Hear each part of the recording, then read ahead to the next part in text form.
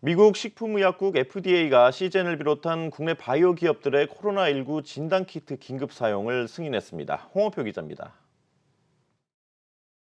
K바이오가 미국에서의 낭보를 이어가고 있습니다. 지난 1일 랩지노믹스가 미국 식품의약국에 코로나19 진단키트 긴급 사용 승인을 받았습니다. 이로써 오상 헬스케어와 시젠, ST 바이오센서, 시선 바이오 머티리얼즈 등 총 5개 기업이 FDA의 긴급 사용 승인을 받게 됐습니다.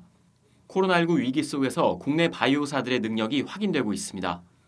코로나19 관련 회사뿐만 아니라 주식 거래가 정지된 회사들까지 FDA의 결정으로 경영 회복에 신호탄을 쐈습니다. 코오롱 티슈는 지난달 11일 미국 FDA로부터 인보사의 미국 임상 3상에 대한 보류 해제 공문을 수령했습니다. 국내에서는 성분 논란으로 허가가 취소됐지만 미국 임상 3상을 재개할 수 있게 되면서 회사의 미래에 한 줄기 빛이 들어왔다는 평가입니다. 척추 의료 장비 업체인 LNK 바이오는 지난해 내부 회계 관리제도 문제로 주식시장에서 거래가 중지됐습니다. 이 회사는 2019년 재무제표와 관련해서는 내부 회계 관리제도 적정 의견을 받아 투자주의 환기 종목에서 해지됐고 지난 4일 거래가 재개됐습니다. 특히 최근 척추 임플란트 제품인 저돌출형 척추경 나사목과 익스펜더블 케이지에 대해 FDA 허가를 받은 것이 영향을 미쳤다는 게 증권업계의 분석입니다. 바이오 최대 시장인 미국에서 K바이오의 선전이 계속될지 관심이 모아집니다. 한국경제TV 홍원표입니다. 코로나 사태로 경제도 생활 양식도 대부분 비대면, 이른바 언택트 바람이 불고 있지요. 이 같은 변화에 기업 교육 시장의 강자로 불리는 멀티캠퍼스가 기존 B2B를 넘어 B2C와 해외 진출에 본격적으로 나섰습니다. 김정필 기자입니다.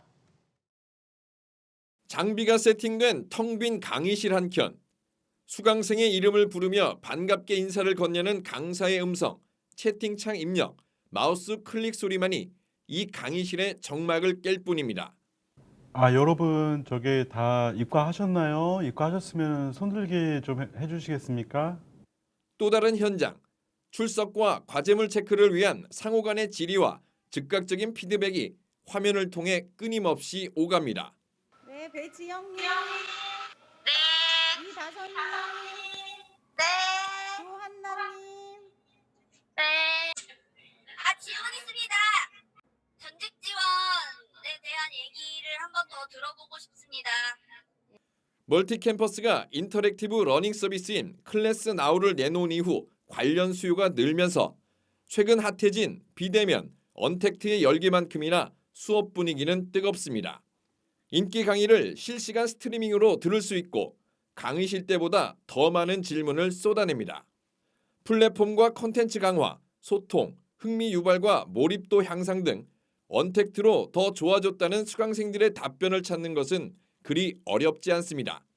교육 신청자의 80%가 비대면으로 갈아탔고 4월에만 관련 과정이 68개나 개설되는 등 수강생은 물론 외부 강사진의 반응도 기대 이상입니다. 저는 이제 피드백이 되게 궁금했었거든요. 질문을 하시면은 손 들어주시고 Q&A 섹션을 통해서 주신 거를 뭐 화이트보드라는 기능을 사용을 해가지고 그 판서하면서 설명할 수 있으니까 전혀 교육하는데 뭐 불편함 같은 걸 못 느꼈고, 그다음에 수강생들도 교육 만족도가 굉장히 높은 것 같다는 생각. 늘상 강의실을 찾아야 했던 집체 교육을 벗어나 기업은 물론 개인들 또한 비대면 연수, 교육을 선호하면서 멀티캠퍼스는 새로운 성장 엔진 확보를 위한 행보가 한창입니다. 실시간 소통형 교육인 인터랙티브 러닝으로 전환하는 추세입니다. 자의 학습 성취도 및 만족도도 높아 향후 서비스를 지속적으로 확대해 나갈 계획입니다. 그 경험이라든가 노하우라든가 검증된 콘텐츠를 기반으로 해서 베트남 및 동남아 시장에서는 계속적인 저희 사업 성장을 이룰 것. 각 영역에서의 변화의 바람이 거센 가운데 인재, 경력, 자기개발 교육 기업에 대한 사회적 역할 역시 코로나 이전에 비해 기대치가 높아진 점도 주목해볼 대목입니다. 하드웨어, 소프트웨어, 휴먼웨어 이 세 가지 균형을 맞췄다는 게 가장 큰 강점으로 보여집니다. 다른 여느 기업, 기관, 학교들이 롤모델을 삼을 수 있는 케이스들을 계속 지금처럼 발굴해 주실 필요가 있습니다. 기업 교육 시장 30% 점유, 1만 7천여 고객사 타이틀 속에 기존 기업 교육 시장의 정체를 상쇄할 카드로 B2C와 해외 시장이라는 승부수를 띄운 멀티캠퍼스가 미래 수요를 선점할 수 있을지 코로나로 인한 변화 속에 그 출발선에 섰습니다. 한국경제TV 김정필입니다.